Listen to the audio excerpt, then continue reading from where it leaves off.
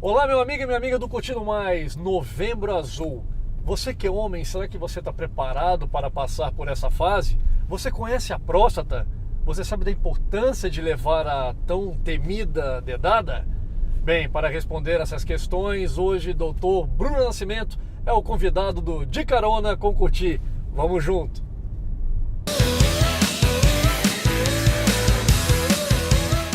Bom dia, doutor Bruno Nascimento. Olá. Hoje aí no De Carona Tudo com bem? Curtir, tudo jóia.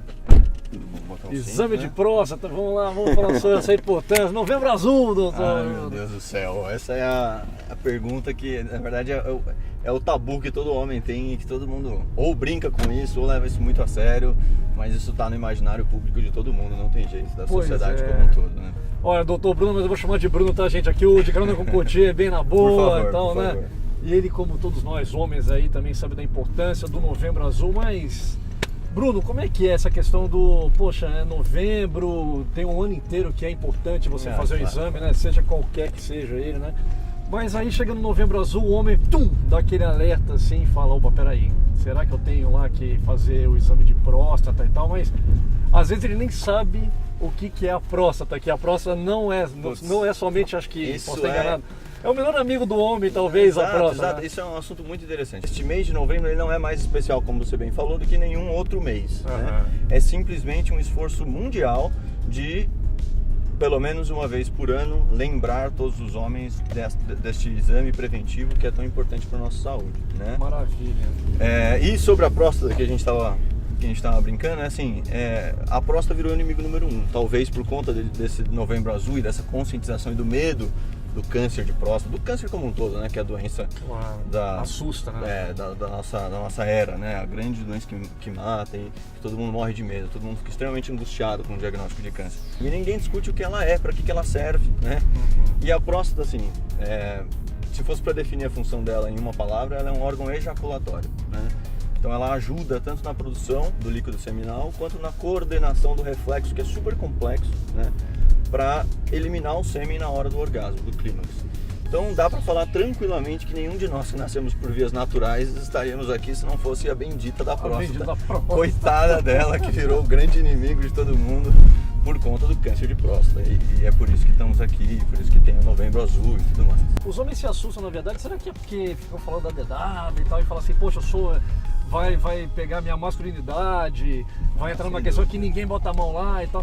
Isso é uma baita de uma besteira, né, Sem Bruno? dúvida, assim, isso, como eu falei, faz parte do imaginário, né, público, do macho, do homem, e é uma área intocável, uma área que tem a ver com a sexualidade e tudo, e virou essa baita barreira. Agora, honestamente, atualmente, eu vejo isso pela reação dos próprios pacientes.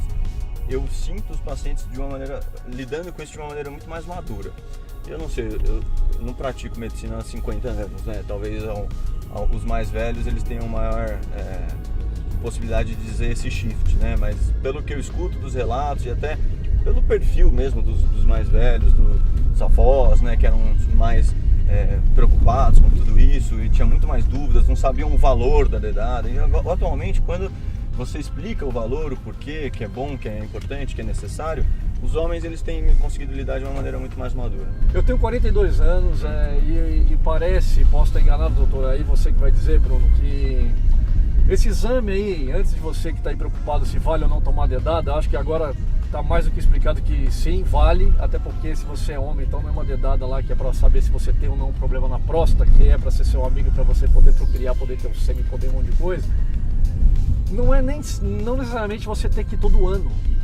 Talvez uma pessoa, eu tenho 42 anos, tal, enfim, me falaram uma vez que eu fui, falou assim, você pelo seu diagnóstico e tal, com 45 anos você volta aqui. Exato. Mas isso é muito também. relativo pelo indivíduo, cada indivíduo Exato. é de um jeito, é isso mesmo, Isso. Bruno? Então assim, a medicina cada vez mais ela tem percebido que os guidelines, né, que são as reuniões de grandes sociedades, que eles entram em um consenso, isso são coisas que a gente tem que levar para ser um guia realmente na nossa prática médica. Mas a melhor medicina ela é individualizada, então é o risco individual de cada indivíduo.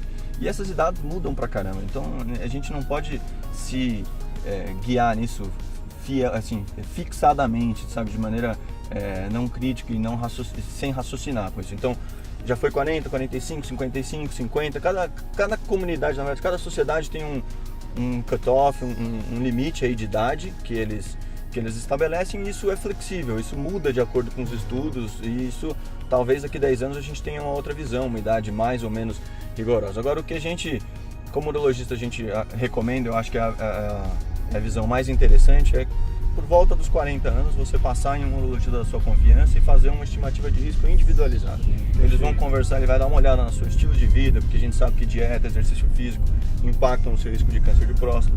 Eles vão saber a sua história familiar, quantos parentes de primeiro grau, pai, irmãos, quantos tiveram câncer de próstata, isso pode aumentar, isso aumenta, na verdade, certamente o seu risco de câncer de próstata, seus sintomas e um PSA. E aí não necessariamente, na verdade, não precisa do toque ainda, né? E com isso em mãos a gente decide se vai precisar fazer o toque, com que frequência, a partir de quando a gente começa um segmento realmente mais de perto, né? Certo. Então eu acho que uma avaliação de risco perto aí dos 40 anos, entre 40 e 45 anos, é o mais recomendado. E se você vai precisar fazer o screening, né, anual, a partir dos 45, 50, 55, isso vai ser uma coisa definida com o seu urologista individualmente. Ô Bruno, a questão os homens olham em novembro e tal e acham até que tem o câncer, né, de próstata, principalmente pela questão de talvez não conseguir urinar, não sei se tem alguma coisa relacionada, tipo, Perfeito. Será que isso é um problema de próstata? Perfeito, Tal? perfeito. Tem a ver ou não tem a ver isso? Isso é muito importante. Eu recebi um paciente essa semana que ele estava literalmente com a mão trêmula, assim, certo de que tinha câncer de próstata, porque vem das campanhas do Novembro Azul, está escrito lá, e tem que estar escrito de fato, que um dos sintomas do câncer de próstata é a dificuldade miccional, dificuldade para urinar, né? Só que aqui não está escrito porque falta tempo, espaço para esclarecer a fundo, né, o que a gente escreve nessas campanhas, e muitas vezes, então é tão importante a gente discutir isso mais a fundo que a gente está fazendo hoje, é que a causa mais comum de sintomas miccionais, de dificuldade para urinar, não é o câncer de próstata, é a hiperplasia prostática benigna, que é o crescimento da próstata, né, sem câncer, sem células neoplásicas, e que geram a compressão aí da via de saída da urina, que é a uretra, né? Então, é muito mais comum que isso. 50% dos homens aos 60 anos têm em algum grau essa hiperplasia. Então, e sendo que, se você for ver os índices de câncer, é 1 em cada 6 homens, uns 16%, então, nessa faixa etária, né? Então, assim, é muito mais comum. Então, o que eu literalmente passei a consulta inteira tranquilizando ele de que ele não precisava escrever o testamento, entendeu? Ficar tão preocupado. Né? Não, os indícios eram para ele, de fato, que eu vi o PSA, vi tudo, os indícios eram de que ele não tinha um câncer de próstata. Então a gente tem que, de maneira muito responsável, quando tem essas campanhas e esses períodos de conscientização, tomar cuidado com o estresse que a gente vai gerar na cabeça das pessoas e esclarecer bem. Então, o câncer de próstata, ele só dá sintomas miccionais em estágios muito avançados. E se você tem dificuldade miccional, até se prove o contrário, você tem hiperplasia prostática benigna ou alguma outra coisa que afeta a função miccional, né, a sua facilidade para urinar, que não é o câncer de próstata. Claro, procure um urologista, sem dúvida nenhuma, precisa fazer uma avaliação, mas a minoria dos pacientes que tem dificuldade para urinar tem câncer de próstata. Então não confunda uma coisa com a outra, isso gera muita angústia, né? Isso não tenha dúvida, até porque a pessoa começa, de repente tem isso até alguns anos já, com 30, sei lá, 35 e tal, e só vai começar a dar atenção depois dos 40, porque acha que aí sim pode ser o câncer de próstata, né? Exatamente. Então você que está vendo o programa aí, antes de mais nada, para com essa coisa de achar que, puta, não vou no médico, ninguém vai colocar o dedo lá e tal, não tô afim disso, sou homem e tal.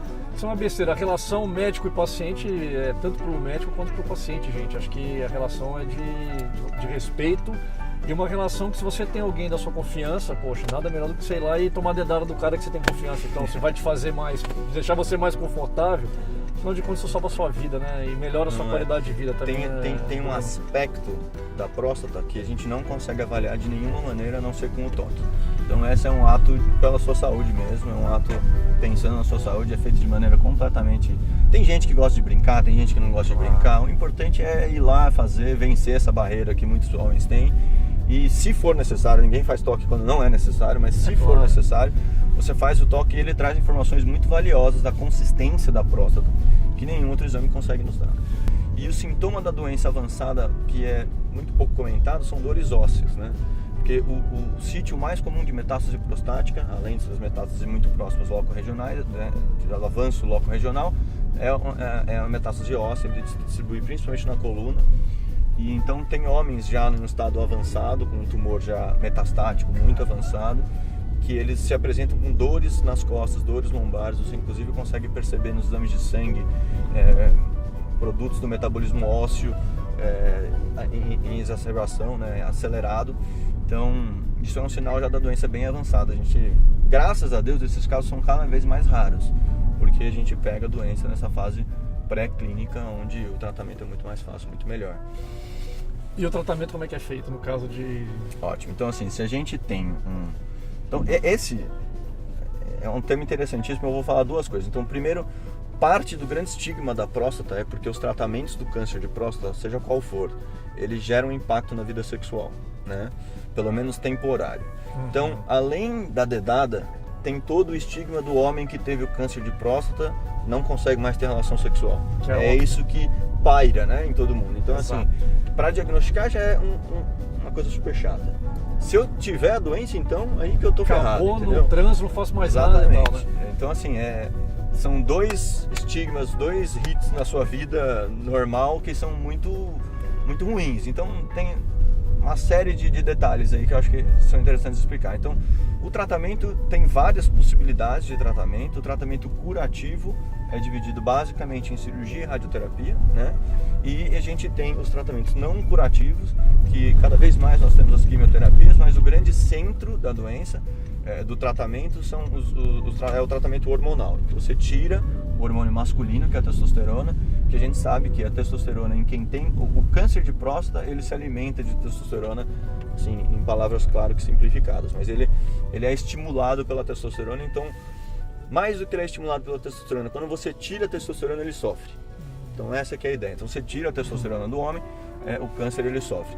Agora, o tratamento curativo mesmo, então falando do paciente ideal que foi fazer um screening, diagnosticou um câncer de próstata localizado, só restrito à próstata, a gente faz o estadiamento, certo? A gente vê aonde que está esse tumor com outros exames, cintilografia óssea é um deles, para ver se tem algum sinal de doença óssea. Então, tudo estando negativo e uma doença localizada na próstata, a gente tem realmente uma proposta de tratamento curativo e que gira em torno de radioterapia e cirurgia. Independentemente disso, um impacto na vida sexual deve ocorrer, né?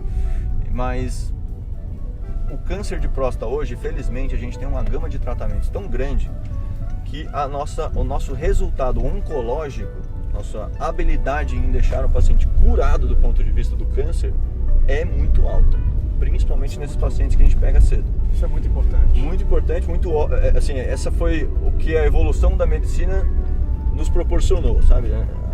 Anos e anos, décadas, né, de trabalhos, estudos e aprimoramento técnico, cirúrgico, radioterapeuta e tudo mais, de radioterapia, na verdade, nos trouxeram nesse estado em que a gente cura a maioria dos nossos pacientes. A maioria esmagadora são curadas, né? Claro que isso depende muito do momento que a gente pega, mas o perfil atual, a grande maioria é curável. E nós começamos a conviver, e aí é a minha área de especialização, com um segundo momento, que é a fase pós-tratamento do câncer, né? Em que os homens recebem 2 tapinhas aqui no ombro e falam assim: parabéns, você está curado. E ele se vê diante de uma situação, muitas vezes, em que ele está impotente, incontinente e com 30 anos de vida pela frente. Cara, eu imagino, né? Como então, faz? Atualmente, tem uma discussão muito interessante, que eu advogo muito, assim, eu gosto muito de discutir sobre isso, que são os programas, nos Estados Unidos isso é muito comum, são os programas são os survivorship programs, que são os programas dos sobreviventes do câncer. Isso existe até esse termo, que em português não existe muito, se discute muito pouco, mas é como cuidar atualmente de quem venceu a batalha. Então, perfeito. Diagnosticou no início, foi tratado, curado. E resgatar essa qualidade de vida também do indivíduo que até então tinha problema até para sexo, problema da vida dele de autoestima, de sentir desejo, ser desejado, enfim. E aí você tem esse tapinha e fala, você está curado e tal, como é que você resgata essa qualidade de vida? Exatamente. E assim, enquanto o câncer está na discussão, a gente deixa tudo que é da qualidade de vida de lado. Então, sempre, isso não é por maldade, por nada, isso é um instinto do médico e dos pacientes também. Sim, assim, claro. É comum a gente escutar, faça o que for necessário, o que for preciso para curar. Realmente esse é o principal objetivo. Mas a gente já tem que, a medicina percebeu isso desde o início, desde o diagnóstico, começaram a pensar em como vai ser a vida depois da cura, porque isto, graças a Deus, é a realidade da maioria dos pacientes. Então a gente já começou a desenvolver, já existe na verdade vários protocolos, várias medidas que a gente pode fazer para proteger a vida sexual, a função miccional dos nossos pacientes, antes mesmo do tratamento definitivo ser empregado, antes da cirurgia, antes da radioterapia, para já pensando no futuro, quando o câncer não for mais uma realidade e não for mais um medo, né? A gente não esteja diante de um paciente que está com sequelas definitivas, né? Eu brinco com meus pacientes, alguns que chegam com 40 anos morrendo de medo, né? Nossa, câncer de próstata, eu peço uma glicemia junto, né? Porque diabetes é outra doença muito mais frequente, assintomática no início, mata muito mais gente que o câncer de próstata, entendeu? Não tem cura. E as pessoas têm menos medo. E não tem cura, as pessoas têm menos medo, porque não é câncer, não entendeu? É câncer, olha que então, curioso, né? Porque a palavra câncer assusta mais do que um diabetes, independentemente de que câncer que é. Perfeito. Né? E a questão da precaução também, né? Se você consegue se precaver, consegue se manter na questão de tudo certinho, antes de você ter um problema, um sintoma e tal, e falar, poxa, vou lá na rotina, cara, vou lá ver, faço um exame e tal, e acho que sem medo mesmo, e amor a você próprio, né? Bem, nós vamos chegando no próximo do programa, aqui no próximo do final do programa, e tem o lado B, né? Não sei, ó, o Bruno não sabia disso não, hein? Vai ter o lado B, que é o lado curioso, o lado opinativo. Sempre tem uma surpresa, né? Sempre tem uma surpresa, mas é melhor até pra muitos do que a tal dedada e tal, ele tá assustado, então hoje aqui, ó, vamos assustar o Bruno aqui hoje, aqui, ó. Não, mas é tranquilo, tô brincando, lado B é lado tranquilo e tal, de boa. Vamos lá, doutor, lado B, então, eu quero saber de você qual uma saudade que você tem, uma saudade. Uma saudade? Caramba, cara. Eu tenho muitas, na verdade. Vou lá, então. Da minha infância, uma saudade muito grande que eu tenho eu tive uma infância muito, muito, muito legal. A família da minha avó tem uma fazenda e eu tive momentos incríveis lá. Fazenda super isolada, longe pra caramba. Nenhum conforto, não tem assim nada, mas putz, é um ambiente lindo que eu guardo com muito carinho. Sempre que eu consigo eu volto lá. E outra saudade que eu tenho mais recente é desse período que eu passei na especialização, que eu morei em Nova York com a minha esposa, que é uma grandíssima parceira que comprou esse sonho junto comigo. A gente teve altos e baixos lá, assim, de dificuldades, mas nossa, a gente guarda, eu lembro muito e gosto muito, sempre que eu puder eu vou passar lá para visitar. Que bacana. Agora, Bruno, se você pudesse voltar no tempo, o que você não faria? O que eu não faria? Não repetiria, não faria de novo. Tá, eu acho que eu me estressaria menos. Né? Eu acho que eu tenho um perfil que se estressa muito com as coisas. Eu acho que dava para ter feito tudo que eu fiz com muito menos estresse, com mais tranquilidade, aproveitando melhor, valorizando e aproveitando uma simplicidade um pouquinho maior do tempo com a família, por exemplo. Você não precisa de nenhuma programação para aproveitar e se deixar contaminar menos pelo estresse, né, do dia a dia, profissional e tudo mais. Perfeito, essa é uma dica legal para todo mundo também que busca alcançar longevidade, uma experiência de vida mais regrada. Eu tô falando para todo mundo, mas eu preciso melhorar muito a minha vida também.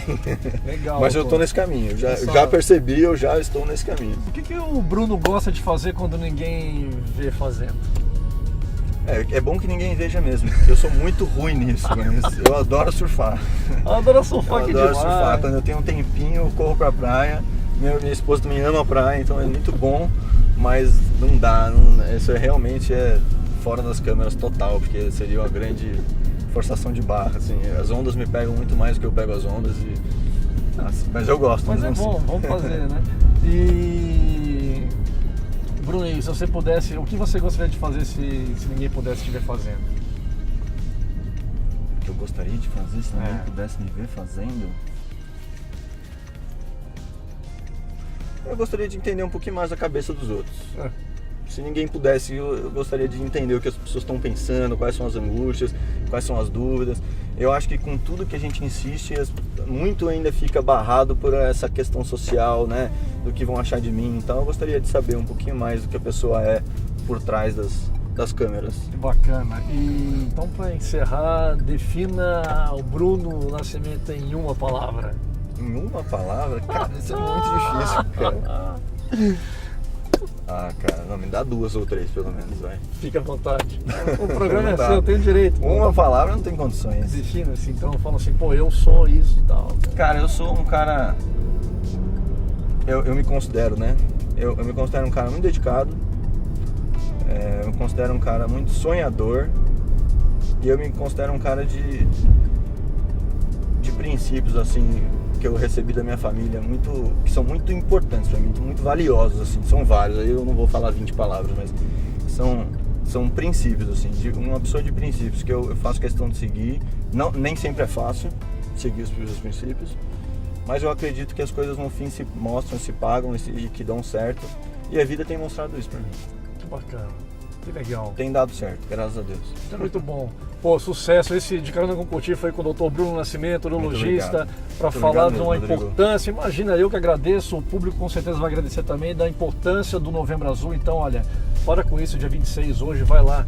E se passar novembro, vai dezembro, janeiro, enfim, mas não deixe de se amar. Vai lá, marca um exame, faz aí algo que vai ser bom para você, algo que vai ser bom para o seu parceiro ou sua parceira, para sua vida. Afinal de contas, quem que não quer chegar a 80, 90 anos com prazer, com disposição, alegria? É o mais importante, né? Esse é o propósito. E viver bem. Esse é o propósito do Curtindo Mais. Afinal de contas, sem você o canal não existe. Vamos junto, até o próximo. Obrigado. Valeu, Rodrigo. Obrigado mesmo, eu adorei. Muito bom.